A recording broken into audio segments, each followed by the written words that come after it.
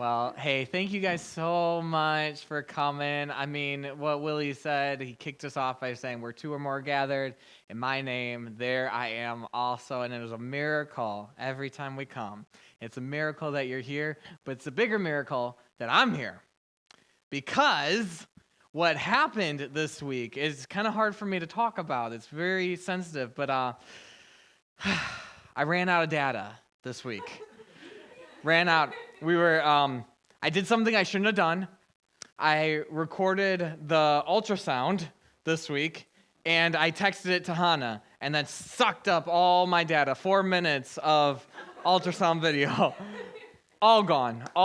Hit the 80%, and then within a week, it was totally gone. And so I had to drive from Aerosmith, an hour away this morning, and it's through like cornfields and stuff, and I had to come here without my GPS. And some of you guys may realize that I have made that trip over 100 times. And by now I should know, but I don't. And I had to call Hannah just an hour ago. I said, if you don't ever hear from me again, if 20 years from now you find me wandering around a cornfield in central Illinois, just remember that I love you. And tell our baby that her dad is an idiot. Anyone else super dependent on your GPS? That is not just me. Okay. Keep them up, look around. Like super, okay, because I can't get around town. Like, I don't know where Target is. I don't know, I can't get to Chick-fil-A from here. I can't do it. I need my GPS. I need my GPS to tell me where to go. What is your GPS in life? What is telling you where to go? What do you consult when you think of your life decisions? What job to get, where to move, what to do this weekend, what your morning routine should look like. How do you make those decisions? Is it money? Is it you want your dad to be proud of you someday? You want your mom to be proud of you someday? Is it the people around you and you're just like, I just got to keep this thing going? And, something got moved, and I committed to this degree and I just got to finish it. I got to keep going. And it's survival that keeps you up at night. What is it that directs your paths? Are you type A and you plan out it all? Or you're type B and you're like, whoever the type A is closest to me will determine my path. Whatever they tell me to do, I'm in. Okay, I'm in. I'll do it. What is determining your path? What is your GPS? I'll tell you, just a couple months ago, someone after the Aerosmith service, they came up to me. They said, watch out because your GPS might send you on the wrong path and it's snowing. And you could get into some big trouble if you go down one of these dangerous country roads in the snow. And so the question is, do you trust your GPS? Is your GPS going to send you on the right road? Or are you going to end up in a ditch because you went down the wrong path? This is how Jesus ends his epic sermon. Sermon on the Mount. He starts off, blessed are the poor. He tells us about the kingdom of heaven is near. Jesus has come. And the heaven itself has come with him. And he is inviting a whole crew of people to join with advancing the kingdom of heaven. And he says it's going to be poor people. It's going to be people who are grieving, people who are mourning. It's people who are hungry for things to be straightened out, for righteousness. He says these are the people around. He gathers them together. He's got a big crowd on a mountain. He sits down. He teaches them. He says, you are the salt of the earth. You are the light of the world. You're the city on a hill. It's you. He says, do not think that I've come to abolish what? The law. Yes, I'm so proud of you guys. I haven't come to abolish the law. I've come to fulfill the law. And he says, let me give you an example. The law says, you probably heard, you shouldn't murder. I say, don't get angry. Deal with that anger. Don't let it fester. It says, the law says, don't commit adultery. I tell you, don't commit adultery in your heart. The law says, if you're going to divorce your wife, give her a certificate. I say, take care of the people in your life. The law, you've heard, when you swear an oath, make sure you commit to it. I say, stop with the oaths. You're just using it to use God to manipulate people. Just stop with oaths altogether. The law says eye for an eye. I'm telling you, I'm holding you to an even higher standard. When somebody makes you go a mile, go the extra mile. Retaliate in a different way. That'll change the world. He says, you've heard, love your neighbors. I say, love your enemies. He says, I've come to fulfill the law, and here's how. He tells us about what it means to live in this new kingdom of heaven. He says we're going to be practicing our righteousness in secret. We're not going to always get credit for when we give, when we pray, when we fast. In the very center of this epic sermon, he gives us the Lord's Prayer. He says, this is how we connect with God. This is what we say to our Heavenly Father. Our Father in heaven, hallowed be thy name. Thy kingdom come, thy will be done on earth as it is in heaven. Give us this day our daily bread, and forgive us our debts as we forgive our debtors. Lead us not into temptation, but deliver us from evil. He says, this is how we pray.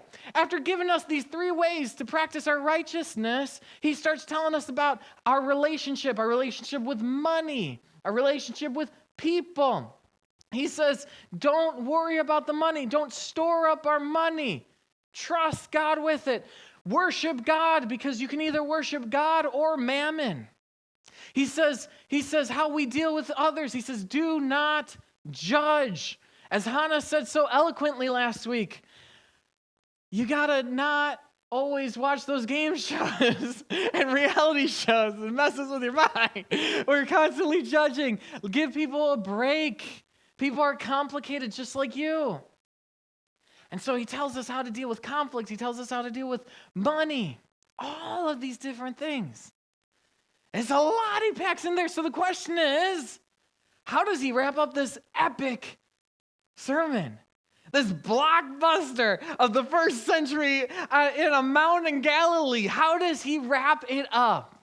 How does he land the plane? What does Jesus say to end the sermon of all sermons? The sermon that has changed the world. The sermon that Mahatma Gandhi read twice a day for 40 years of his life. The sermon that inspired Corrie ten Boom to forgive her Nazi guard and enslaver.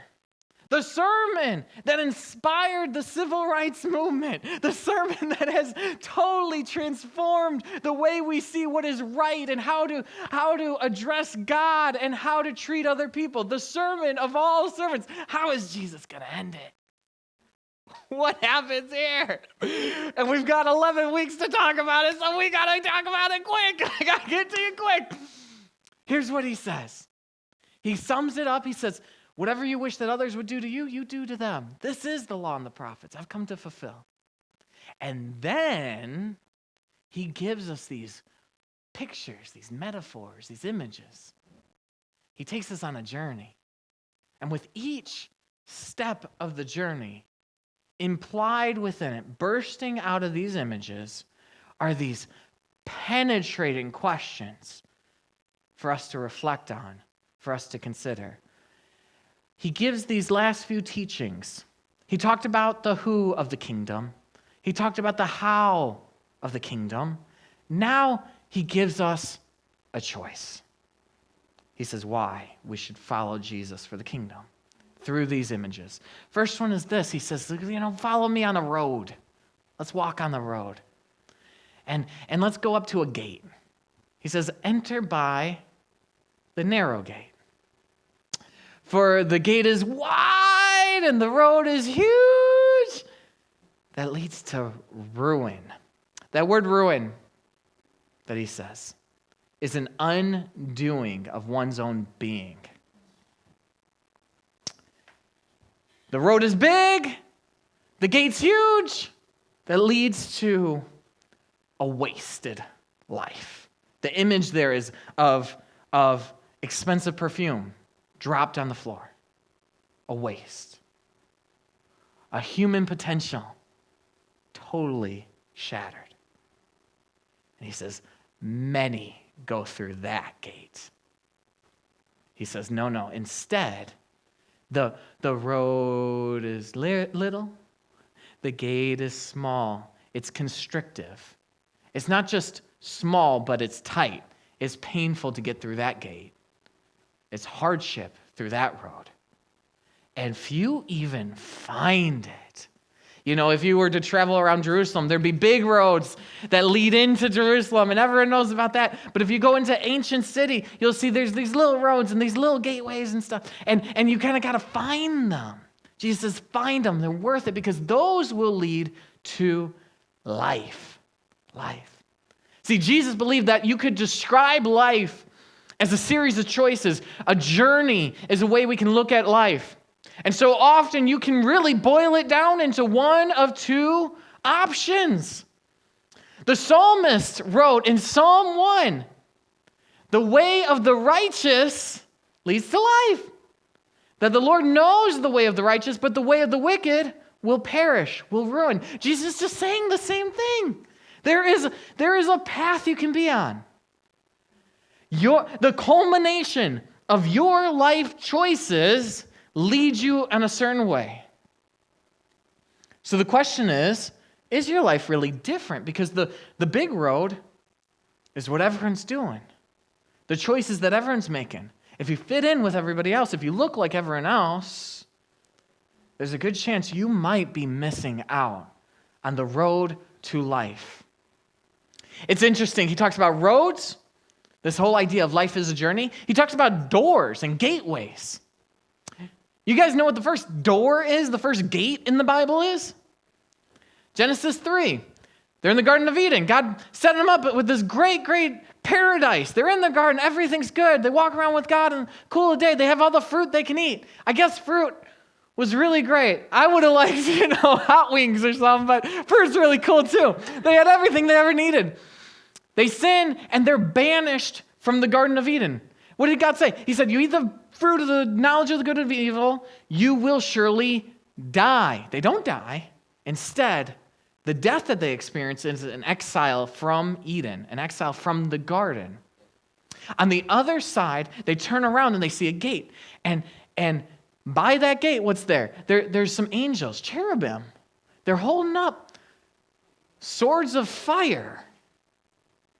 The image there, Eden, paradise, security, safety, life, is on the other side of that gate. But to pass through the gate, you got to go through the fire and the sword. You pass through death into life. We see gates show up a couple other times. We see gates on Noah's Ark of all things. And if you read it closely, you'll see that the door is really prominent. God shuts the door to keep them safe inside the ark. Now the door comes to represent not just the gateway into life, but it represents security and safety. When Sodom and Gomorrah was going to be destroyed, angels come to visit. This is a crazy story. Angels come to visit Lot. They come to visit him, and the whole city comes out and wants to gang rape these angels. They have a conflict, and it makes very clear about this presence of the door. And eventually, the angels grab Lot, pull him in, and they shut the door, and they're safe from the violence on the outside.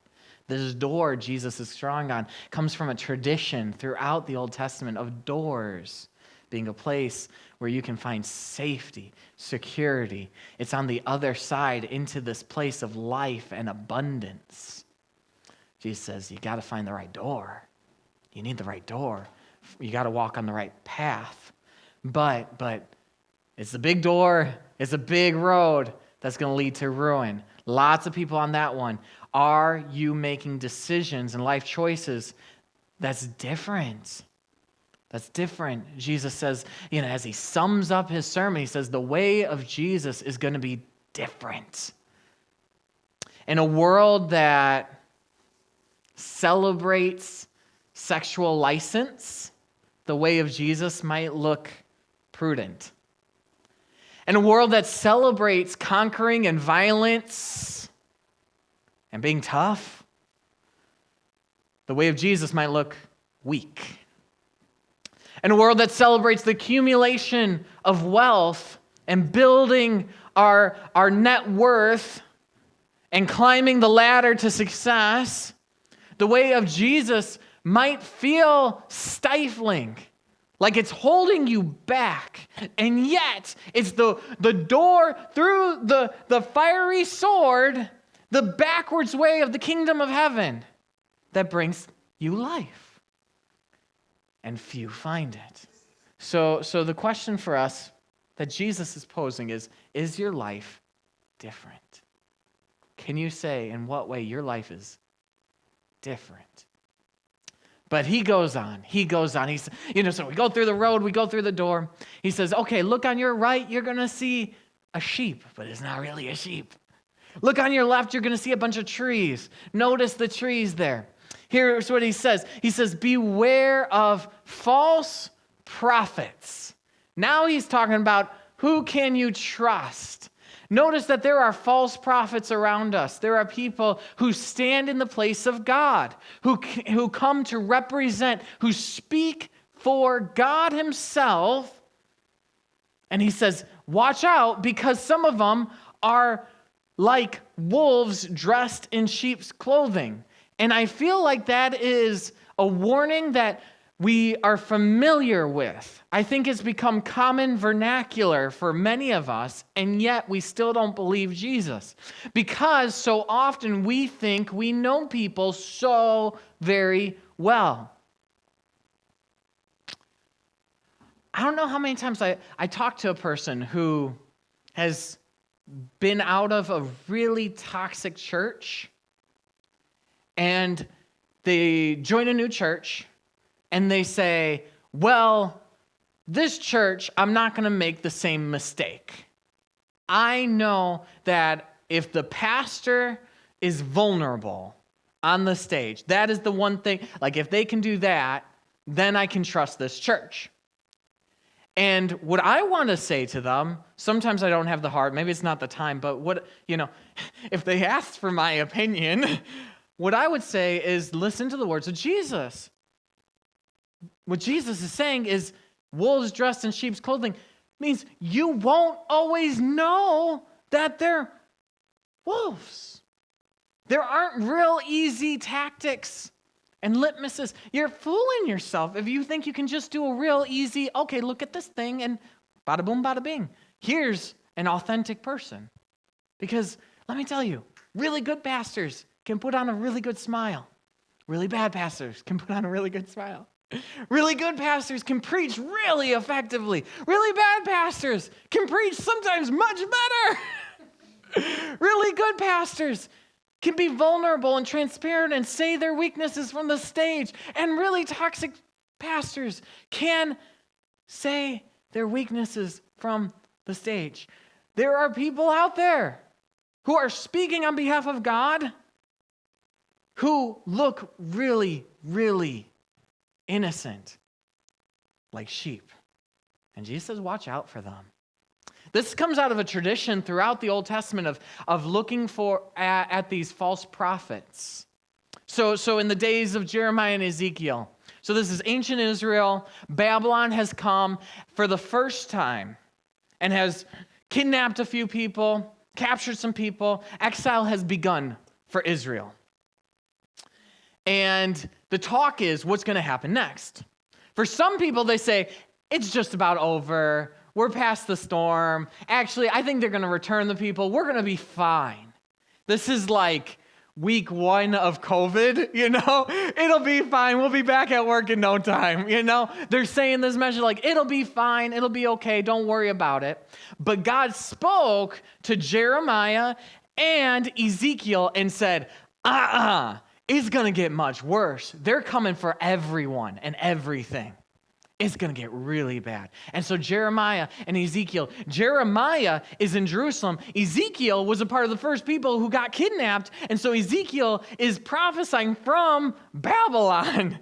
And they're both saying the same message. They both say, don't listen to these false prophets. Don't listen to them. Jeremiah says, I was led into the councils of heaven. They weren't. Ezekiel says, these people are like foxes. Which is interesting. I don't think of foxes like scavengers, but apparently foxes can be like scavengers, running around the ruins and just profiting off of destruction. These false prophets were gaining off of people's pain and suffering. He says, don't listen to them. But they don't give any other indication. It's interesting. Jeremiah and Ezekiel, they don't give a litmus test for how to know the difference. Jesus says, watch out for them. There's false prophets out there.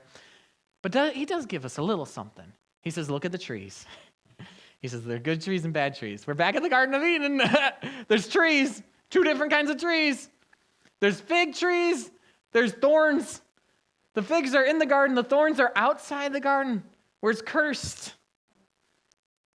He says, there's two different kinds of prophets. There's two different kinds of teachers, two different kinds of people who stand and try to express what God thinks of things. And he says, you'll know them by their what? Anyone know? Their fruit. So if you are considering who to trust, who to listen to, what church to go to, you got to think about what is the long-term results of what's happening.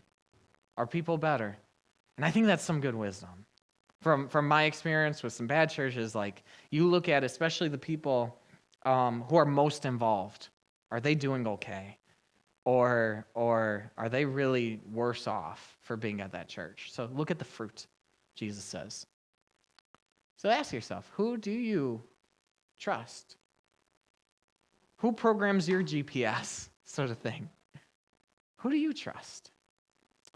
Well, he takes us. So we went on the road. We saw some gates. We went through a gate. We saw trees. We saw a wolf. And then we pull up and we park at the courthouse.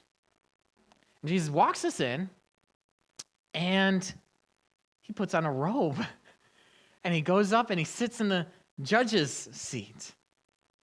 And then he tells us, listen, not everyone who says to me, Lord, Lord, will enter the kingdom of heaven. He says, on that day, some people will say, Lord, Lord, did we not prophesy in your name? Prophesy. Prophets again. Cast out demons in your name. And do many mighty works in your name, miracles in your name. And I will say to them, I never knew you. Depart from me, you're workers of lawlessness. I believe what Jesus is saying here is, does what you think matters really matter?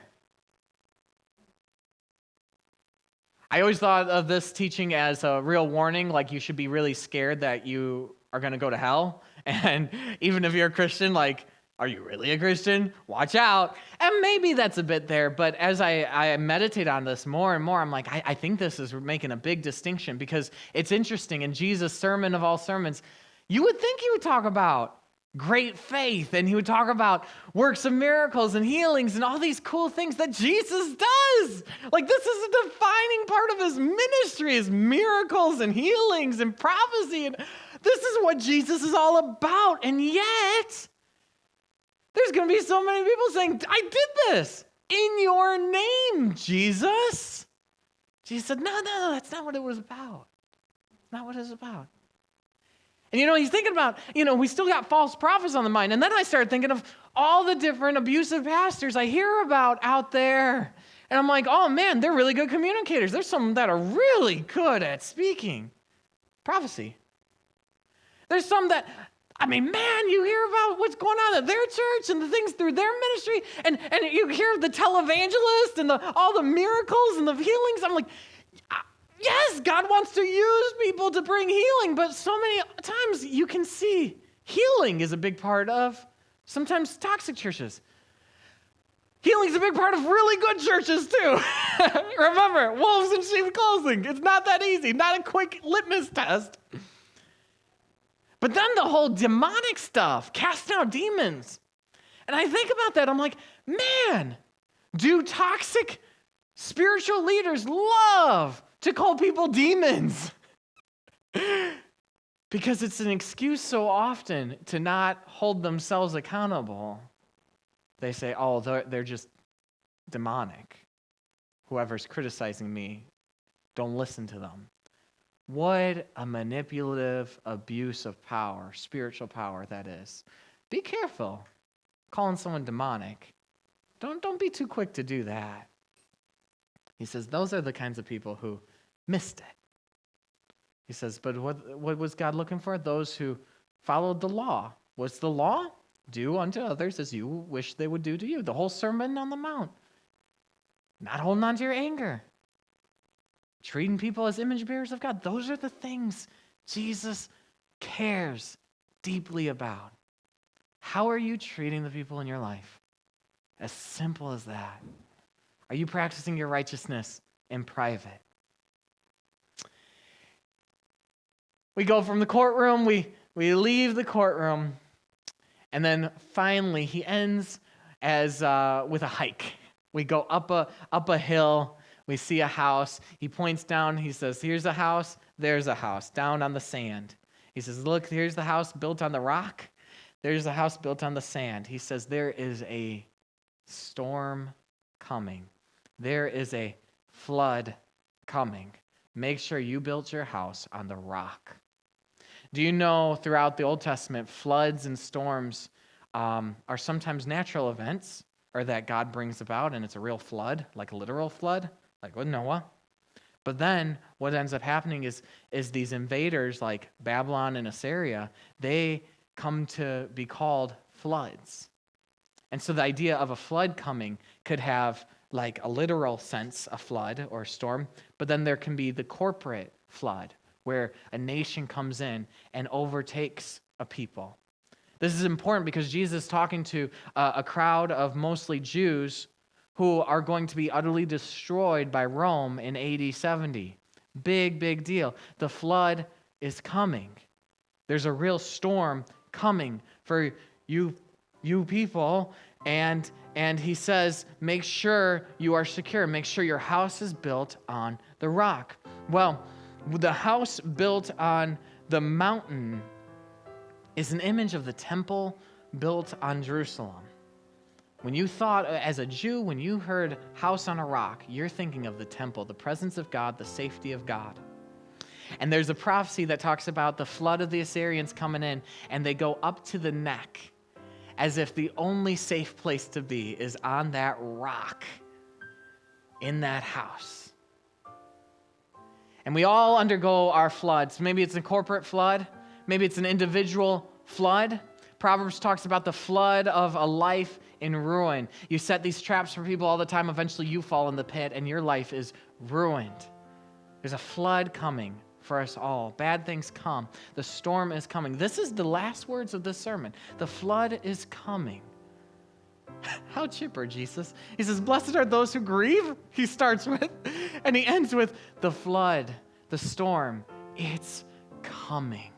Watch out where you build your house. Remember, that makes you think of you are the city on a hill. So individually, we're building our own house on that hill. So the question is, are you ready for the flood? So weird being a Christian.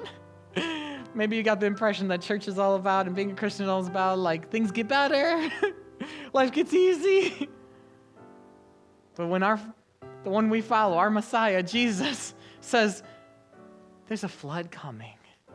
There's a storm coming in life. Whether it's in your life right now, maybe a flood is coming. Man, I talked to some of you guys, I'm like, there's some real medical problems and medical fears and health issues that we face here in this room. The flood is coming. But for all of us, we're going to experience a cosmic flood where we will face death. And the question is, are you ready for the flood? And how do you know that you're ready? Well, your house is built on the rock. And if the house on the rock is the temple, the place where the presence of God is, what Jesus is saying is, I am the temple. Have you built your life on me? Are you following me? Am I your GPS? Jesus says, have you chosen life? Have you chosen to follow the teachings of Jesus?